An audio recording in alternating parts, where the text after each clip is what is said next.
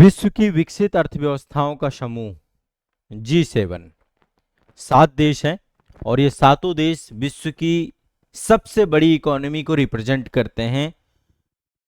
G7 का अभी 51वां शिखर सम्मेलन हुआ है। भारतीय प्रधानमंत्री नरेंद्र मोदी जी भी विशिष्ट अतिथि के तौर पर वहां पर उपस्थित रहे हैं।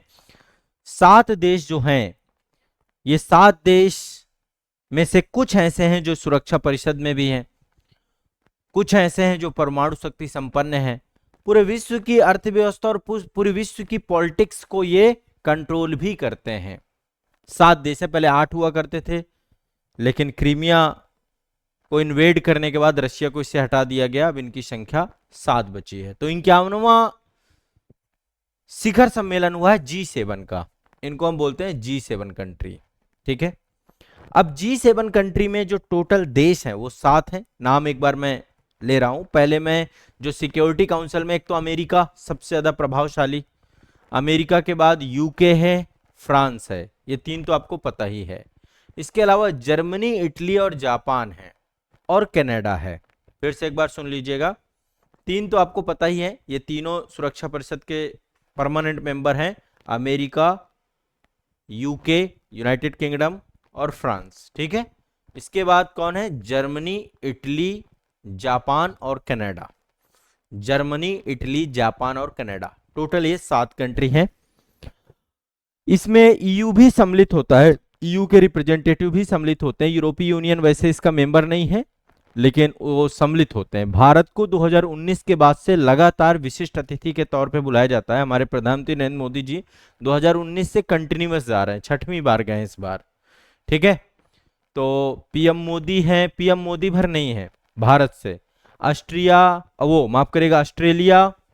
मैक्सिको, ब्राजील, दक्षिण अफ्रीका, दक्षिण कोरिया और यूक्रेन, इनको भी विशेष अतिथि के तौर पे शामिल किया गया है। आउटरीच अतिथि के तौर पे भारत, ऑस्ट्रेलिया, मैक्सिको, ब्राजील, दक्षिण अफ्रीका, दक्षिण कोरिया और यूक्रेन, इनको भी सम्मिलित किया गया है।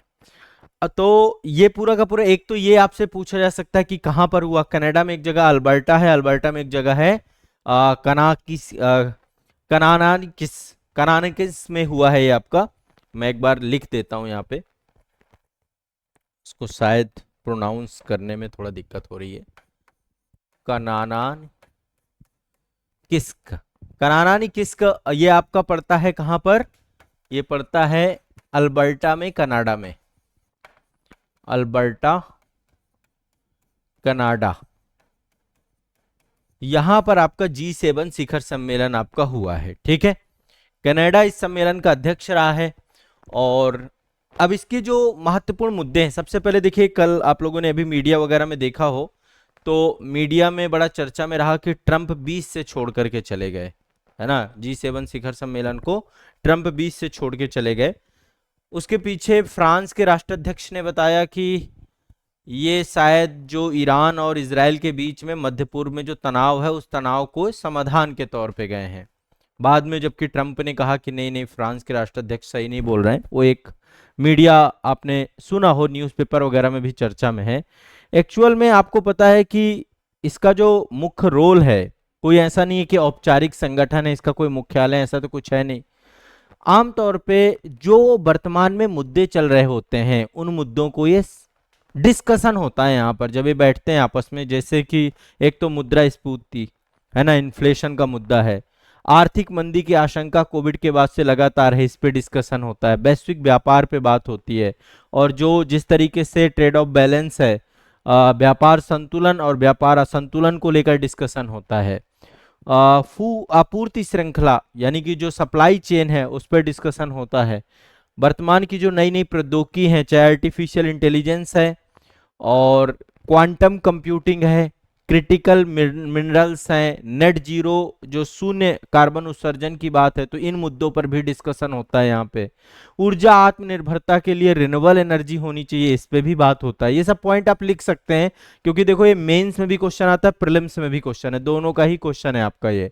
तो artificial intelligence, quantum computing, critical minerals, semiconductor, renewable energy, ये सब चीजों को लेकर के मेन है जो विश्व में तनाव चल रहा है। देखो ट्रेड भी बाधित होगा, उसके पीछे का कारण भी तनाव होगा।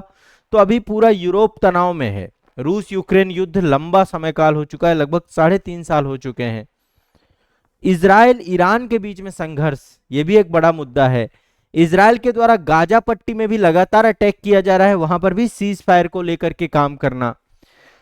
साइबर सुरक्षा हो गई, आतंकवाद का मुद्दा भी देखिए, भारत ने ऑपरेशन सिंदूर चलाया आतंकवाद के मुद्दे को लेकर के, तो आतंकवाद का मुद्दा, अंतरराष्ट्रीय मानवीय सहायता, शरणार्थियों का मुद्दा, ये सभी मुद्दों पर भी डिस्कशन G7 शिखर सम्मेलन में हुआ है।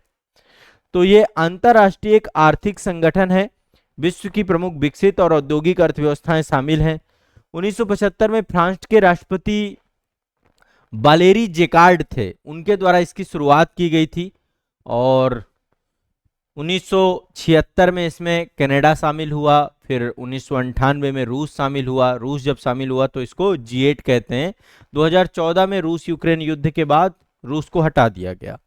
तो अल्टीमेट जो इसके गोल हैं, एक तो वैश्विक आर्थिक स्थिरता और वृद्धि को बढ़ावा देना, वित्तीय पारदर्शिता और सहयोग को बढ़ावा देना, जलवायु परिवर्तन और पर्यावरणीय मुद्दों का नेतृत्व करना, वैश्विक स्वास्थ्य जैसे कोविड-19 जैसी बीमारियां हैं उनके संकट में सहयोग करना, लोकतंत्र और मानवाधिकारों का समर्थन। मेरा मानना यह है कि G7 का विस्तार भी होना चाहिए। क्यों? G7 में आज देखिए, यदि हम विश्व की बड़ी अर्थव्यवस्थाओं की बात करते हैं तो चाइना भी एक प्रमुख कंट्री के तौर पे है। डेवलप्ड नहीं है, अभी डेवलपिंग इकोनॉमी है, क्योंकि वहां पे बहुत ज्यादा, अमेरिका के बाद दूसरी सबसे बड़ी जीडीपी बन चुकी है। भारत को भी इसका मेंबर बनाया जाना चाहिए, भारत भी विकासशील देश है। भारत की अर्थव्यवस्था विश्व की चौथी सबसे बड़ी अर्थव्यवस्था है। डेवलप्ड नहीं है क्योंकि इतना बड़ा जो है पॉपुलेशन साइज है, बहुत सारी चीजें हैं, लेकिन इन सभी संस्थाओं का अब विस्तारीकरण होना चाहिए, क्योंकि यहाँ पर चीन, भारत, ये सारे देश ऐसे हैं जो वैश्विक समस्याओं के समाधान में अग्रणी भूमिका निभाते हैं। तो G7 एक समूह है। ब्रिक्स जैसे आज के टाइम पे आप देखिए, ब्रिक्स का विस्तार हुआ है, सभी विस्तारित हो रहे हैं, जितने भी हैं, चाहे ब्रिक्स हो, चाहे बिम्स्टेक हो, या संघाई सहयोग संगठन हो, विभिन्न सारे जितने भी हों, सारे विस्तारित हो रहे हैं G7 को छोड़ करके। तो विस्तार भी इसका जरूरी है। यूनाइटेड नेशन सिक्योरिटी काउंसिल का भी विस्तार होना चाहिए। और विश्व में जो एक ध्रुवीयता है, जो अमेरिका का वर्चस्व है, अमेरिका का बोलबाला है, उस पर रोक लगनी चाहिए। मुद्दे अभी बहुत सारे हैं। तो भारत के लिए G7 कंट्रीज जितनी भी हैं, इनका एक विशेष महत्व हो जाता है, क्योंकि भारत अभी आप सभी को पता है कि डेवलपिंग फेज पे है, और अलग अलग देश से हमारी अलग अलग जरूरतें हैं। हम किसी से साइंस एंड टेक में मदद ले रहे हैं, किसी कंट्री के साथ हम ट्रेड कर रहे हैं, किसी कंट्री में हमारा जो है यहाँ से इंडिया का डायस्पोरा भी बहुत विस्तारित है। तो हर एक कंट्री के साथ हमारा विशेष जो है, और भारत तो वसुधैव कुटुंबकम का देश है, वो चाहता है कि विश्व के सभी देशों को बराबरी और समता जैसी स्थिति को एस्टेब्लिशमेंट किया जाए, और उस डायरेक्शन पे G7 हमारे लिए एक महत्वपूर्ण संस्था बन करके उभरते हैं। ठीक है, तो ये आपको दिमाग में बैठा के रखना। और आतंकवाद उन्मूलन जैसा मुद्दा, भारत बहुत ज्यादा प्रताड़ित है उससे। तो G7 शिखर सम्मेलन आपका हुआ, और सभी राष्ट्राध्यक्ष यहाँ पर एकजुट होते हैं, विभिन्न मुद्दों पर वार्तालाप करते हैं, इन सब मुद्दों पे बात हुई। ये सारे राष्ट्राध्यक्ष हैं। ठीक है, सभी लोग नोट्स बनाते जाइएगा, साथ साथ नोट्स बनाते जाइएगा, लिखते जाइएगा। जो भी चीजें मैं पढ़ाता हूँ, ये सारी परीक्षा के दृष्टिकोण से इंपॉर्टेंट चीजें हैं। ठीक है, मेरी बातें आपके डायरेक्ट दिमाग को हिट करेंगी, आपको चीजें याद होंगी। चीजों को याद नहीं करना पड़ेगा, क्लास करोगे बस याद हो जाएंगी। क्लास में ये चमत्कार है, परीक्षा में जरूर याद आएंगी मेरी बातें।